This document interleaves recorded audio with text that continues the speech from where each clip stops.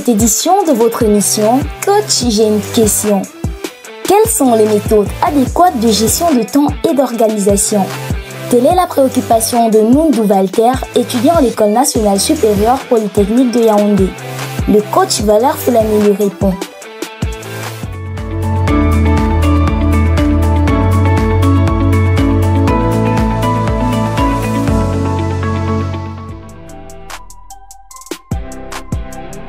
Bonsoir, ce soir nous allons répondre à la question de Noundou Walter de l'École nationale supérieure polytechnique de Yaoundé.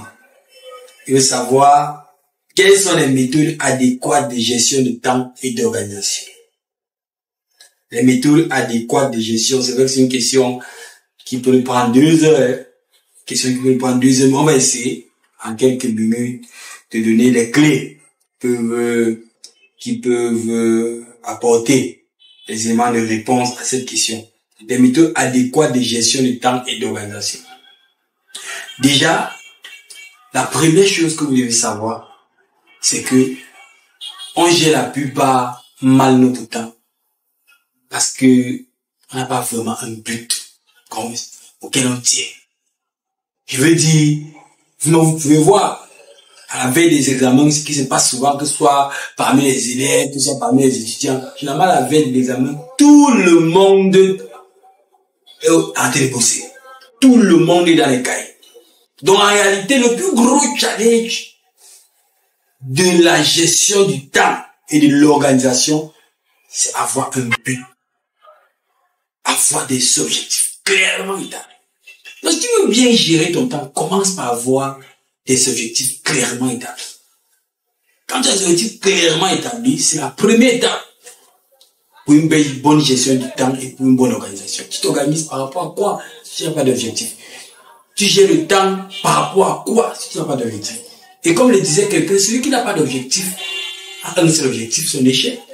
Celui qui ne planifie rien, planifie son échec. Donc si tu n'as pas d'objectif, en fait, tu vas gérer ton temps par rapport à quoi?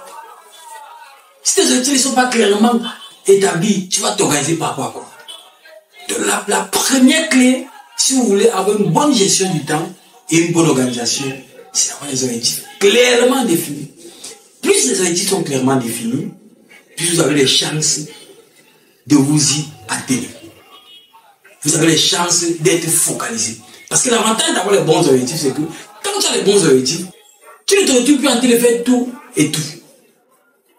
Si ton objectif, quand tu arrives à Polytech, était clair, je veux avoir 17 mois, je veux à telle séquence avoir ceci, je veux, parce que les objectifs il y a des caractéristiques, pour avoir un bon objectif à certaines caractéristiques.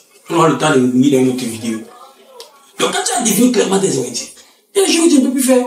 Tu ne peux plus te retrouver en boîte de nuit, après un cours, alors que ton objectif était de maîtriser tous les cours, de traiter tous les fiches de TD avant le prochain, ou bien de lire tous les cours avant le prochain cours. Tu ne peux pas te retrouver dans une boîte de nuit. Tu ne peux pas te retrouver dans un certain nombre de choses quand tu as des objectifs clairement établis. Donc les objectifs clairement établis te permettent d'abord d'éviter certains dévoreurs de temps qu'on va voir tout à l'heure.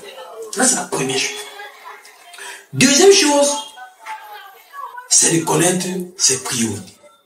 Ça, c'est, je veux même dire, après la définition des objectifs clairs, la clé pour une bonne gestion du temps et pour une bonne organisation. Et là, je vais vous parler de la matrice des priorités, qui est une matrice à 4 niveaux, dans laquelle nous avons, sur le plan vertical, en bas, les choses qui ne sont pas importantes, et en haut, les choses qui sont importantes, et sur le plan horizontal, à gauche, les choses qui sont urgentes, et à droite, les choses qui ne sont pas urgentes. Donc, chaque fois que vous avez une tâche, vous sortez la liste de toutes les tâches que vous avez à faire. Et de façon permanente, vous les positionnez dans votre matrice de priorité.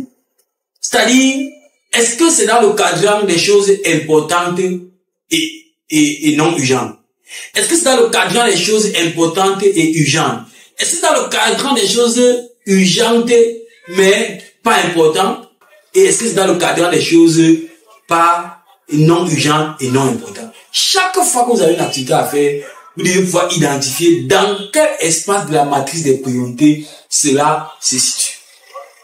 Si vous avez par exemple des choses comme une crise de santé, c'est quelque chose qui est important, n'est-ce pas? C'est urgent. Si vous avez une crise sanitaire maintenant, vous devez tout arrêter. Incessamment. C'est urgent et c'est important. Si vous avez quelque chose, vous avez un examen à préparer, c'est important, mais ce n'est pas urgent. Ça commence à devenir urgent quand vous avez accumulé tout pour la dernière minute. Et vous avez dans la dernière minute, vous voulez commencer à faire les choses. Mais c'est quelque chose d'important. Donc vous devez savoir chaque fois que vous avez quelque chose à faire, est-ce que c'est important et urgent, ou important et pas urgent, ou pas important mais urgent, ou pas important et pas urgent.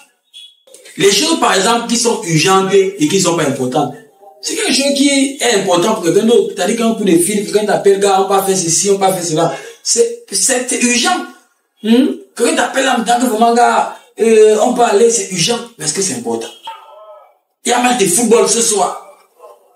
Tel club contre tel club, Paris Saint-Germain, quand il ne sait pas trop Barcelone. C'est urgent, parce que c'est là. Mais est-ce que c'est important? C'est la question. Il y a une sortie, je sais pas, un piscine party, je sais pas si on dit une piscine party. Est-ce que c'est important? Est-ce que c'est urgent? Donc chaque fois que tu as quelque chose à faire, si tu veux bien gérer tout le temps, c'est de savoir est-ce que c'est important, est-ce que c'est urgent, est-ce que c'est pas important. Bref, c'est de le positionner, c'est de la positionner dans la matrice des priorités. Une fois que les choses sont positionnées dans la matrice des priorités, tu dois savoir comment gérer. Premièrement, les choses qui ne sont ni urgentes ni importantes sont les choses que tu dois tout simplement abandonner. C'est-à-dire que toutes les choses qui ne sont ni urgentes ni importantes, tu dois les abandonner. Aller se faire ci ou ça, je sais pas trop, aller, je sais pas, se balader à une heure où tu pouvais tenter de faire quelque chose de plus important, aller en boîte de nuit, c'est ni urgent ni important. Aller dans les rendez-vous de cœur, lorsqu'on est étudiant, c'est ni important ni urgent. Ça ne court pas. Donc les choses comme ça, on met de côté. Maintenant, de l'autre côté, on a les choses qui sont urgentes mais qui sont pas importantes. Les choses qui sont urgentes mais qui sont pas importantes, on peut renvoyer ou on peut déléguer. Généralement, c'est conseillé de déléguer. Demander à quelqu'un d'autre de faire ça. Les choses qui sont urgentes mais qui sont pas importantes.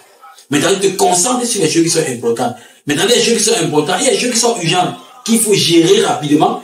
Et les choses qui sont importantes et qui sont pas urgentes, qu'il faut planifier l'exécution pour se rassurer de les faire dans les meilleures conditions pour éviter de te retrouver avec quelque chose qui était important et pas urgent, qui est devenu urgent. Qui est devenu urgent de temps pour moi parce que tu n'as pas su gérer. Donc, ce qui est important et qui n'est pas urgent, tu planifies et tu commences immédiatement l'exécution. Ce qui est urgent et important, tu le fais immédiatement avant de passer à autre chose. Ce qui est urgent mais pas important, tu délègues. Et ce qui n'est ni urgent ni important, comme les chats sur WhatsApp, les discussions inutiles, tu mets ça de côté.